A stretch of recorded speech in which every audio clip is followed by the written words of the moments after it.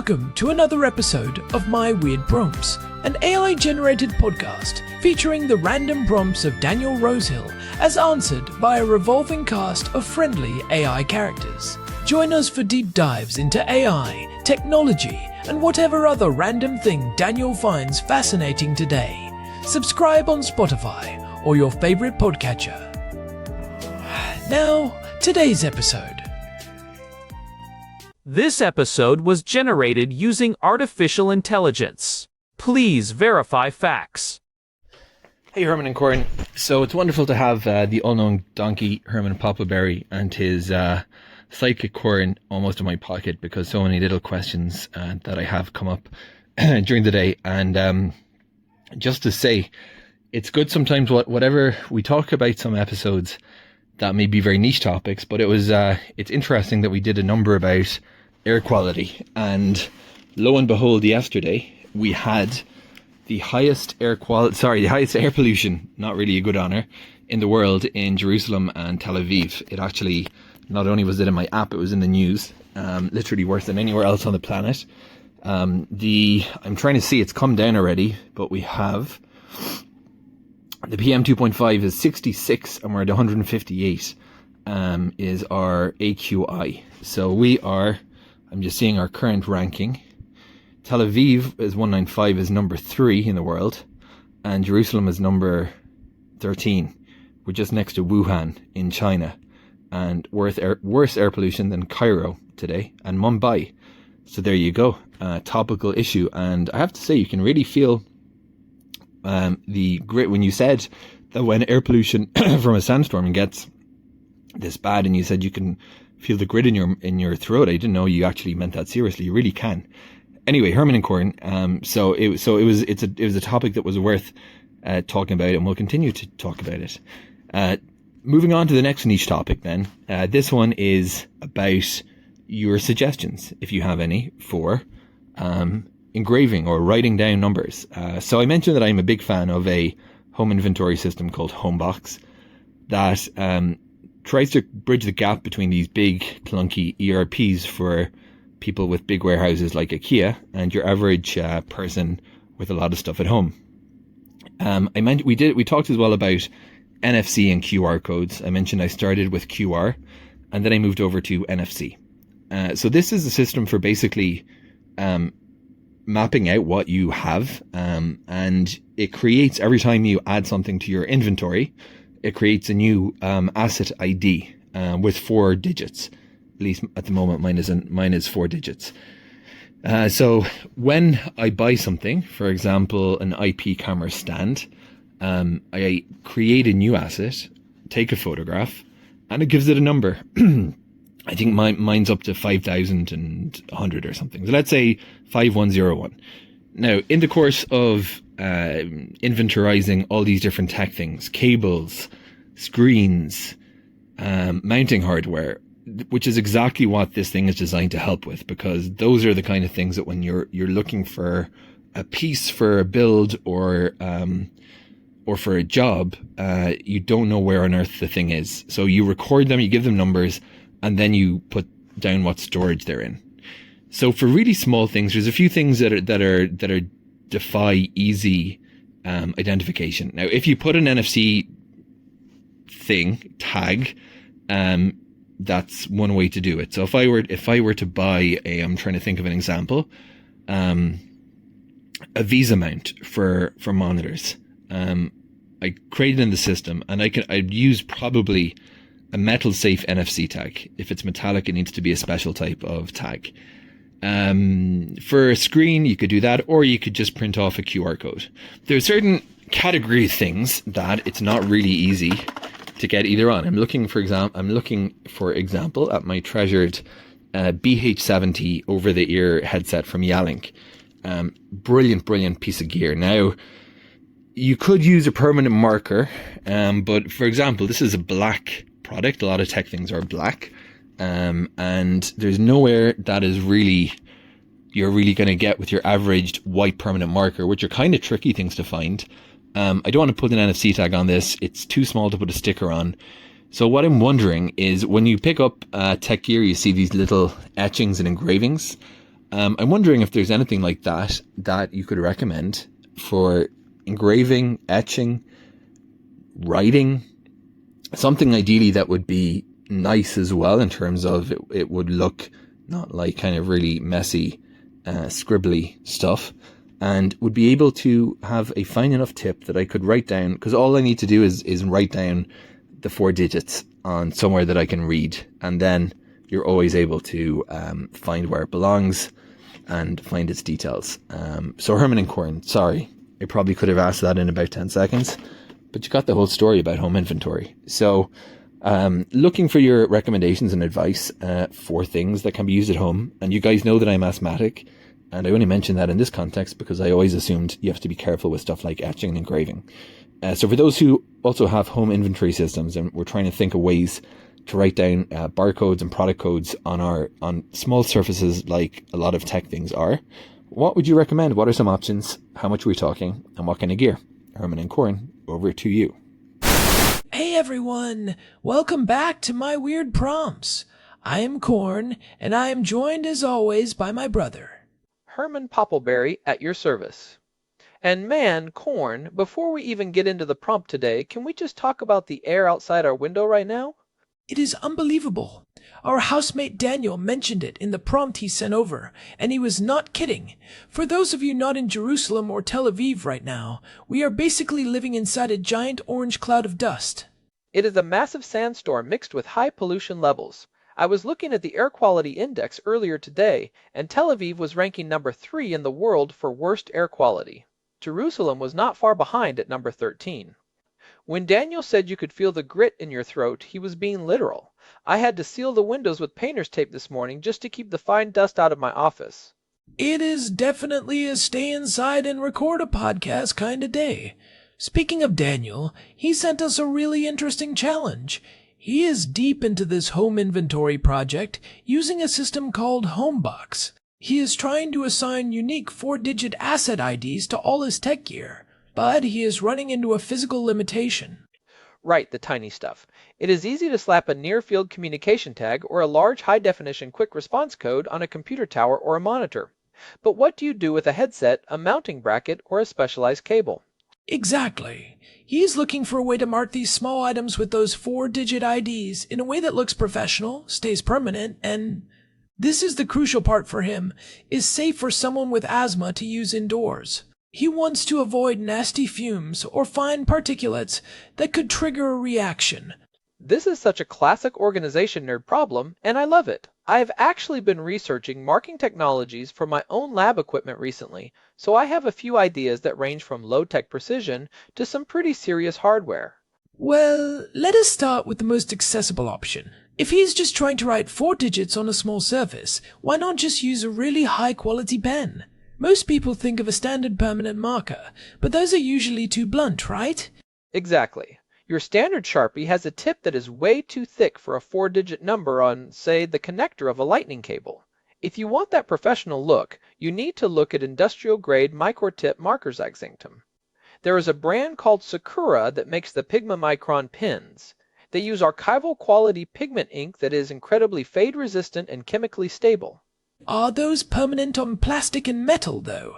I thought those were mostly for paper and drafting. That is the catch. On non-porous surfaces like smooth plastic or metal, the standard Micron ink can smudge if it is handled a lot.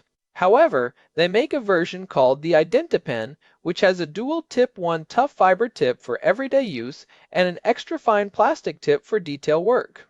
The ink is specifically formulated to stick to metal and glass. And what about the asthma concern? Does that ink off gas anything significant?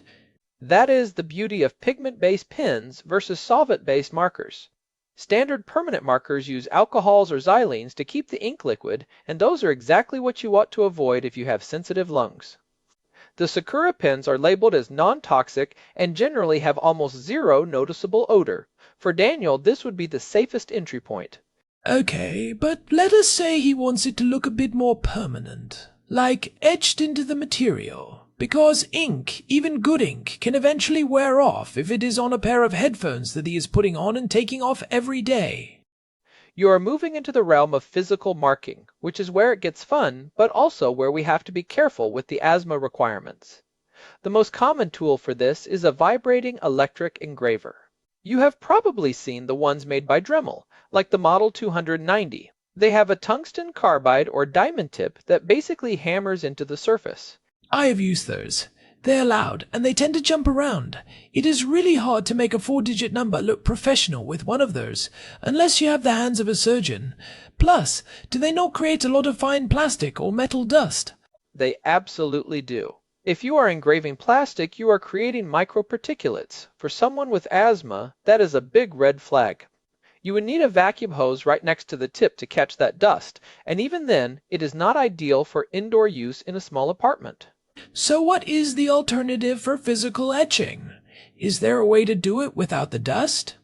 There is a very old-school tool called a diamond-tipped scriber. It looks like a heavy-duty mechanical pencil, but the tip is a tiny, sharp industrial diamond. Instead of vibrating or spinning, you just use it like a pen to scratch the surface. Because you are just displacing a tiny amount of material rather than grinding it away, there is almost zero airborne dust. That sounds much better for the asthma side of things. But can you actually make it look good?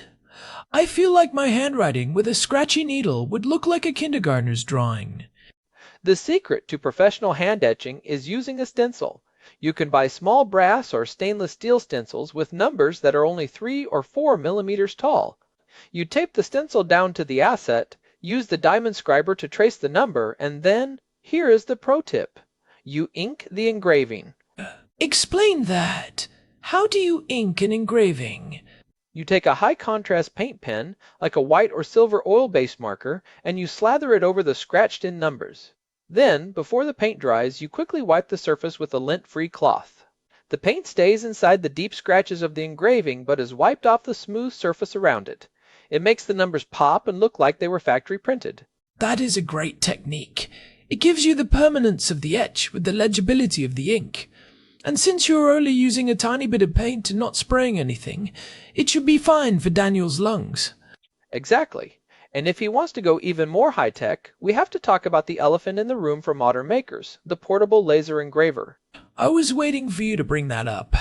I know you've been eyeing those, but is a laser not basically a fume factory? You are literally vaporizing plastic. You are, and that is why we have to be extremely specific about the setup. There are these new consumer-grade lasers like the Laser Pecker 4 or the X-Tool units. They are small enough to sit on a desk. They can engrave 4-digit codes onto plastic, leather, and even some metals with incredible precision. The numbers would look absolutely perfect, like they were meant to be there. But for an asthmatic, that sounds like a disaster if you're doing it in a Jerusalem apartment with the windows closed because of a sandstorm. It would be a disaster if you did it open air, but the industry has responded to this. Most of these companies now sell what they call smoke purifiers or fume extractors.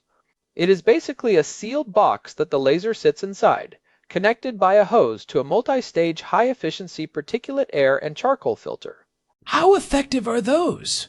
Because mostly filtered is not good enough when your lungs are reactive. The high-end ones are actually quite impressive. They are designed for jewelry shops and dental labs where they cannot have fumes. But here is the catch. A good laser plus a truly effective medical-grade fume extractor is going to cost you anywhere from $500 to $1,000. That is a lot of money to spend just to put IDs on your cables. Yeah, that might be overkill for a home inventory system, even one as thorough as Daniel's. Plus, there is the risk of damaging the tech. If you are lasering a thin cable, you might just cut right through the insulation if you do not have the power settings dialed in perfectly. That is a very real danger. Lasers and thin wires do not mix well without a lot of testing. Honestly, for the professional look on a budget, I have another suggestion that is a bit of a hybrid. Have you ever heard of a heat stamping pen? Is that like a wood-burning tool? Similar, but much more refined. It is often called a foil quill. It is a heated tip that you use with a special heat-activated metallic foil. You place the foil over the item, write your 4 digits with the heated pen, and the heat bonds the gold or silver foil into the surface of the plastic. Oh, I have seen those used for leatherworking and bookbinding. Would that work on a plastic headset or a camera mount? It works surprisingly well on most hard plastics. It actually indents the plastic slightly while depositing the foil, so it is very durable. And because you are not vaporizing the material, just softening it, the fume level is incredibly low. It is much safer than a laser and much more pro-looking than just a Sharpie. That sounds like a really solid middle ground. But let us go back to the professional aspect. Daniel mentioned that a lot of these items are black, which most tech gear is. Writing with a black pen is useless. What is the best way to get a clean white or silver mark that will not look like a messy scrawl? For black tech gear, I have a very specific recommendation, the Molotow liquid chrome marker. It is a pump action marker from Germany that uses a special pigment that actually levels out as it dries to create a mirror-like finish. I have seen those. They look like actual liquid metal. They are stunning. If Daniel uses a 0.5mm liquid chrome marker to write his 4 digits, it looks like the numbers were inlaid with silver. It is much more legible than white paint on black plastic. And again, once it is dry, it is very robust. If he wants to make it extra permanent, he can let the chrome dry for 24 hours and then put a tiny dab of clear ultraviolet cure resin over the top. Wait, let us talk about that. UV resin. That is another thing that can have a strong smell. Is that safe for him? Most standard hobby resins do have an odor, but there are specifically formulated low odor or volatile organic compound free versions used in fly tying for fishing, like the ones from Solares. You just put a tiny drop on the number, hit it with an ultraviolet flashlight for 10 seconds, and it turns into a hard, clear plastic dome. It protects the number forever, and because it is such a tiny amount, the exposure is negligible. So, if we are looking at this from a systemic perspective, Daniel has hundreds of items. He is using Homebox. He needs to do this efficiently. If you were in his shoes, Herman, what would be your workflow for an inventory Sunday? Okay, here is the Herman Poppleberry Gold standard workflow for home asset tagging. Step 1. Clean the surface with a quick wipe of isopropyl alcohol. This is vital because tech gear accumulates skin oils that prevent ink or foil from sticking. Just a small amount of alcohol, though, right? Do not want those fumes hanging around. Right, just a pre-moistened tech wipe is fine. Step 2, I would go with a diamond scriber and a small metal stencil. I would lightly etch the 4 digits. This gives you that property of permanence that cannot be rubbed off. Step 3, I would use the Molotow liquid chrome to fill in the etching. Step 4, wipe away the excess. That sounds like it would look incredibly sharp. Like a high-end piece of industrial equipment. It really does. And the best part is you can do this for about $30 worth of tools. A diamond scribe is $10, a stencil set is $10, and the marker is $10. No fumes, no dust, no asthma triggers, and it works on everything from a tiny universal serial bus adapter to a large monitor arm. What about cables, though? You cannot really etch a flexible cable jacket. The diamond tip would just tear the rubber or silicone. Cables are the final boss of home inventory. For those, etching is out. For cables, I actually recommend a different approach. Instead of trying to write on the cable itself, you use heat shrink tubing. Oh, I love heat shrink. It is so satisfying to watch it contract. It is. You can buy white or yellow heat shrink tubing. You write the asset ID on the tube while it is flat using that pigmamicron pen we talked about. Then you slide it over the end of the cable and shrink it down with a heat gun. But wait, asthma check, heat guns, and burning plastic. Good catch. You do not want to burn the plastic. If you use a proper heat gun on a low setting or even a high-powered hairdryer, you are not reaching the combustion point. You are just shrinking the polyolefin. However, if Daniel is very sensitive, he can actually buy shrink-free cable ID tags that just clip on, but they are bulkier and do not look as pro. I actually think the heat shrink idea is the most professional looking for cables. It looks like a factory-made strain relief. If he does it near an open window, well, maybe not today with the sandstorm, but on a normal day, the off-gassing from shrinking a tiny piece of tubing is very minimal. Another option for cables, if he wants to avoid heat entirely, is self-laminating cable labels. You can buy them in sheets. You write the number on a white part, and then a clear tail wraps around and covers the writing. It protects the ink from your fingers. That is practical, but does it fit the My Weird Prompts aesthetic of being a bit more elegant? Probably not. It looks a bit like an office supply closet. If he wants elegant, he goes with the chrome ink and the UV resin dome. Even on a cable connector, that would look like a little jewel. I like that. It turns a chore into a bit of a craft. Now, let us think about the second-order effects here. Daniel is putting these IDs on everything. What happens when he wants to sell something? If I go to buy a used headset and it has Asset 5001 etched into the side, I might think twice. That is a very important point. Permanence is a double-edged sword. If you etch into the plastic, you are technically damaging the item. For high-value items like a nice pair of headphones or a camera, I would suggest etching in a hidden place, inside the headband or behind a removable faceplate. Or stick to the chrome marker without the etching. Most permanent markers can actually be removed from smooth plastic using a bit of high-concentration isopropyl alcohol or a magic eraser sponge. Exactly. So if he wants to preserve resale value, he should stick to the high-quality pigment pens or the chrome markers. Save the diamond etching for the stuff that is never leaving the house. The mounting brackets, the power bricks, the internal components. It is funny how we have gone from how do I write a number to what is the long-term value of a marked asset. But that is the level of detail Daniel is looking for. He is building a system that is supposed to last for years. And that is the key. A system is only as good as its weakest link. If the numbers rub off in 6 months, the whole database and home box becomes useless because you cannot link the physical object back to the digital entry. That is why I am so adamant about the ink and etch or the ink and resin approach. You know, we should probably mention that for the really, really tiny stuff, like those tiny micro-secured digital card cases or specialized adapters, there is actually another old-school tool that might be the best fit. Have you ever seen a jewelry tag or a microdot? I know what you are talking about. It is basically a tiny adhesive dot, sometimes only a few millimeters wide. You can actually get them pre-printed with numbers. Right. Instead of trying to write on the object, you buy a sheet of pre-printed numbers from 0001 to 1000. They are made of polyester or polyamide, which is very tough. You just peel one off with tweezers, stick it on, and then maybe put a tiny bit of that UV resin over it. That is actually incredibly efficient. It removes the bad handwriting variable entirely. And since the labels are pre-printed, there are 0 fumes, 0 ink, and 0 dust. It is the most asthma-friendly version of this entire project. Where do you even find those?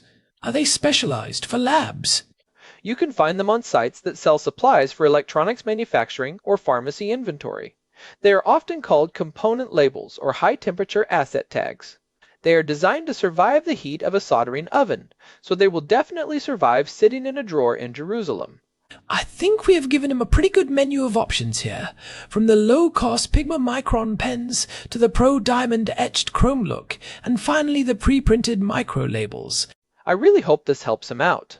There is something so satisfying about a well-organized home, especially when you live in a place where the outside world can feel a bit chaotic, like today with the orange sky and the grit in the air.